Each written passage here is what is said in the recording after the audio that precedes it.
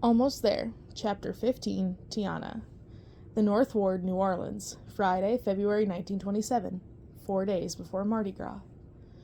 Tiana lifted her favorite camel brown hat from the rack in the corner of her room and fixed it over her hair. She turned to face the mirror and frowned. "You look like you're off to shovel manure in this get-up," she said to the image staring back at her.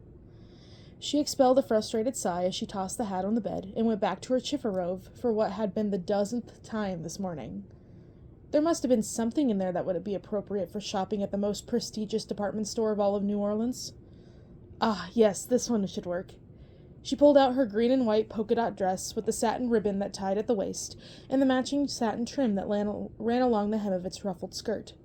She would normally only wear a dress like this to a wedding or on Easter Sunday, but if she was going on this outing with Lottie and Maison Blanche, she had to look the part of someone who belonged there. Because she did belong there. She was just as good as anybody else who set foot in that establishment, and she was going to make sure everyone who was there knew it. Tiana pulled her dress over her head and pinned the beret Miss Rose had given her as a gift behind her ear. It had tiny gardenias attached to it, adding an elegant touch to her ensemble. She swished around from left to right in the mirror, admiring the way her dress twirled about her legs. She stopped. "Wait," she murmured. She stepped closer to the mirror and peered at the beret. She had sworn the two flowers on either end of the trinket had been buds. Now all four of them were full gardenia blooms. She must have been mistaken about the buds. Had to have been. But she had specifically remembered those buds. She remarked on how pretty they would be if they would bloom. She shook her head. There had to be a logical explanation. Maybe she bought a second beret and had forgotten about it? Or perhaps someone had switched them with her. With shaking hands, she slowly slipped the beret out of her hair and returned it to her jewelry box. She tried her best to ignore the uneasiness that continued to build within her gut. Tiana closed her eyes tight and sucked in several deep breaths. When she opened them, all would be okay. She popped her eyes open and forced herself to smile at her reflection. "See? Everything's fine. You're just tired." She looked back at the clock on her bedside table and realized if she didn't get going, she would be late. When she walked into the kitchen, she was greeted with a surprised murmur from her mother, who sat behind her sewing machine. "Well, look at you," Eudora said after removing the needle she had sandwiched between her lips. "You're dressed pretty fancy for getting fried chicken and jambalaya, aren't you?" "I'm not going to the restaurant just yet," Tiana said. She drew a cup of water from the tap and leaned against the counter as she took a sip. She stood up straight. "Wait, where's Daddy?" "He went out to Jefferson Parish to look at some gardening equipment. He said to tell you he'd be back by this afternoon to start prepping for the Mardi Gras weekend kickoff." Eudora threaded a second needle with purple thread. "I should have the last of these done just in time." Her mother had spent the past week making tablecloths in the traditional Mardi Gras colors as part of the decorations for the Supper Club's weekend-long celebration. Tiana couldn't wait to see how they would look. Eudora glanced at Tiana. "You still didn't tell me why you're all dolled up." Tiana finished her water, rinsed the cup in the empty sink, and returned it to the cupboard. "I'm going over to the LaBeoufs, and then Charlotte and I are going to Maison Blanche." Her mother's eyebrows shot up. "Oh, you've got Maison Blanche money now?" "I'm not planning on buying anything," Tiana assured her. "I'm only going with Lottie because she invited me." "Well, you've been working hard. You deserve to treat yourself to something from that department store." Eudora pushed away with her sewing machine and came around the table. She reached into the pocket of her dress and pulled out a $5 bill. $5, Tiana cried. She backed away with her mother as her mother tried to hand her the money. "Didn't I just say that you deserve to treat yourself? Go on and buy something fun." Tiana shook her head. "No way, Mama. I'm not wasting $5 on foolishness." "It's not foolishness. What's the point of working so hard if you don't enjoy the fruits of your labor?" Eudora cupped Tiana's cheeks with her hands. They were slightly calloused from years of working with a needle and thread. "I haven't said this enough lately, but I am so proud of all the work you've put in the supper club. Your daddy is too." A lump of emotion immediately formed in Tiana's throat. There were a few things in this world that meant more to her than making her parents proud. She closed her eyes and smiled, relishing the safety and comfort of her mother's tender touch. "Thank you, Mama." She opened her eyes. "But I'm still not taking your $5. She slipped out of her mother's hold quickly and made her way to the front door. "Tell Daddy I'll meet him at the restaurant later."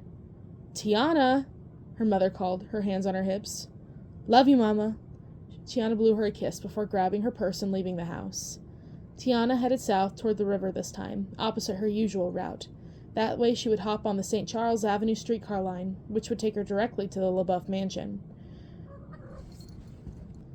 She greeted neighbors while simultaneously calculating the various tasks she had to complete before the night's special dinner service.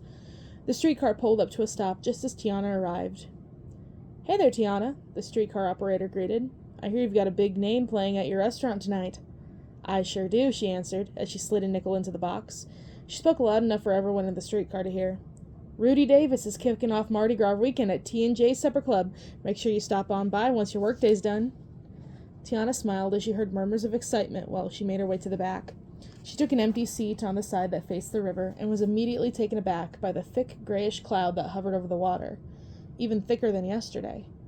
There might have been something to Councilman Dubois' theory that the particular fog was coming from the river. Tiana put her chin on her upturned palm and marveled at the activity buzzing along the riverfront. Despite the lingering mist, she could make out the fishermen casting wide nets off the pier and stretched along the banks of the Mississippi River.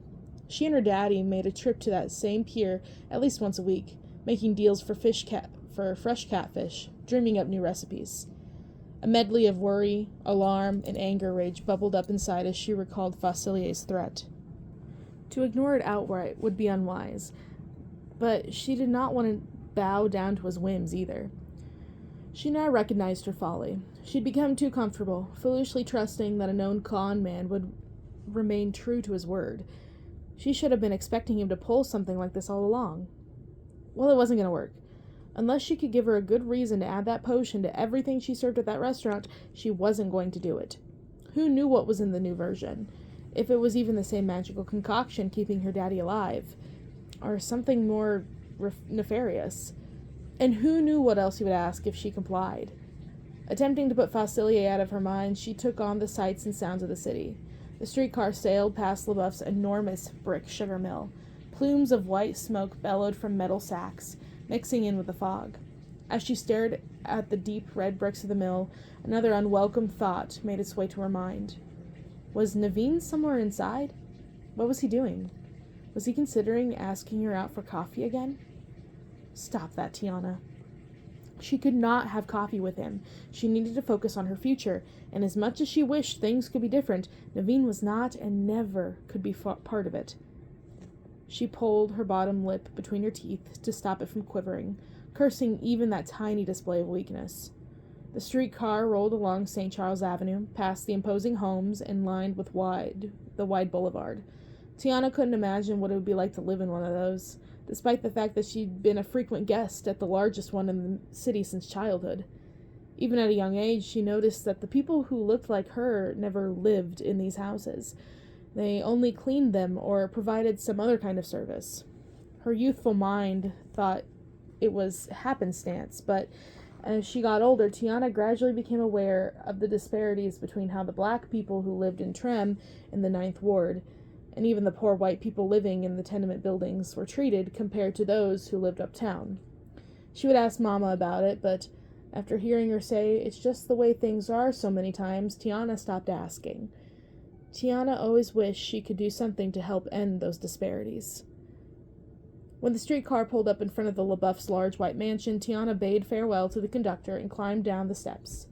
She waited for several Model Ts to drive past. They were common in this more affluent part of the city, before she crossed the busy street and entered through the heavy wrought iron gate.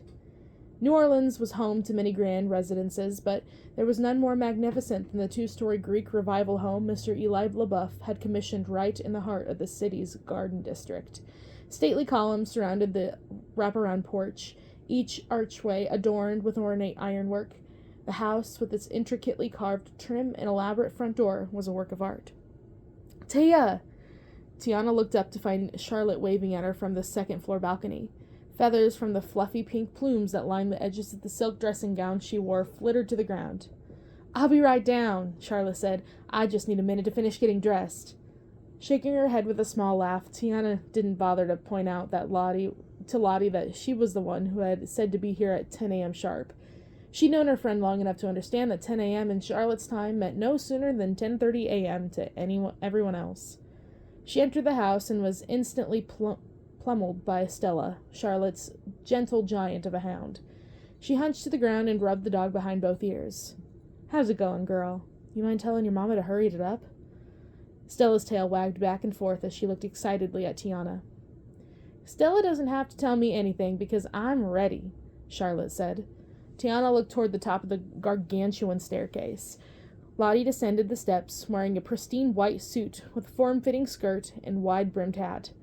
Tia knew she made it the right choice in choosing the green and white polka-dot dress. "Well, come on, let's get going," Charlotte said, putting her arm through Tiana's as if she hadn't been the one who'd left Tiana waiting. Tiana had to hand it to her. Only Lottie had the charm to get away with such things. They exited through the front door and walked to a car idling at the curb. 10 minutes later, the car pulled up to the multi-story department store at the heart of downtown.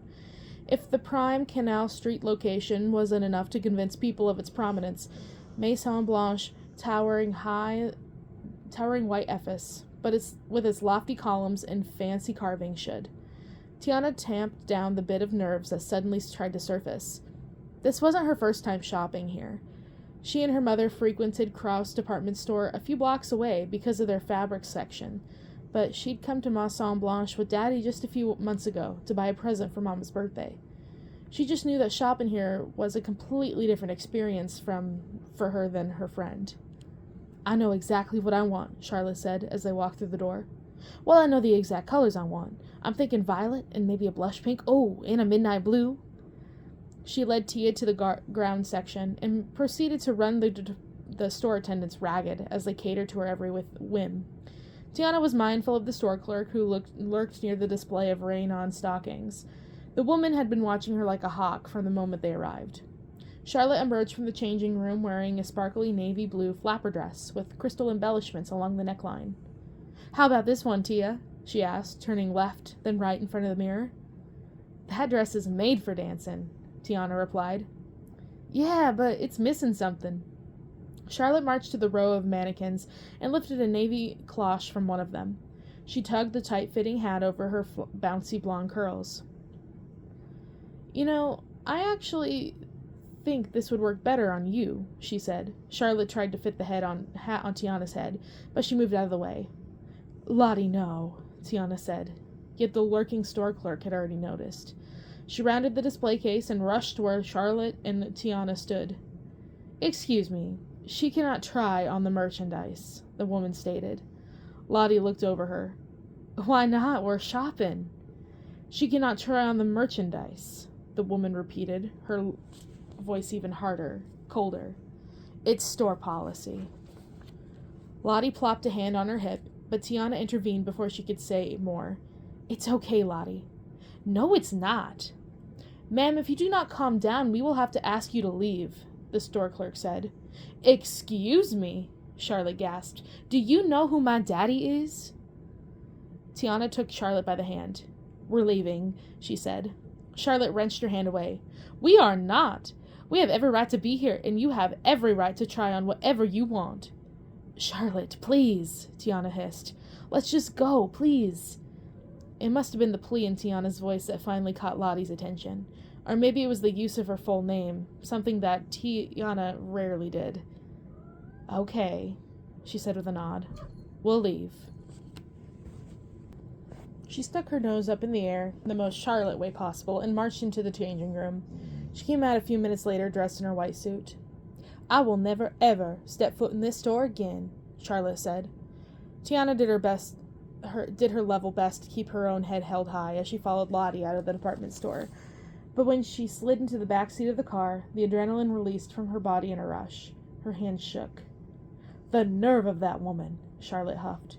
"We shouldn't have left, Tia. In fact, Jefferson, turn the car around." "No," Tiana said. "No, Lottie, I'm not going back there." "You can't let people tell you what you can and cannot do. I never took down from—" "I can't do what you do," Tiana said. She fisted her hands in her lap, fighting for control over her emotions. She hated this feeling, and she resented Charlotte for putting her in that position. Even if her friend's heart was in the right place, and in that moment, that felt worse than Dr. Facilier's magical mind. You don't understand, Tiana said. They can forbid me from trying on their merchandise, and if I don't comply, they can call the authorities. That's my reality. But it doesn't have to be that way. But it is, Tiana said. Who knows, maybe one day I'll be able to try on that hat in Maison Blanche, but today is not that day. And not that store, Lottie said. Never that store, Tiana reiterated. She paused. I do appreciate you standing up for me that way. I will always stand up for you, Tia, Charlotte said, grabbing her friend's hand. But as the car moved through the city, they both fell into silence, wrapped up in their own thoughts.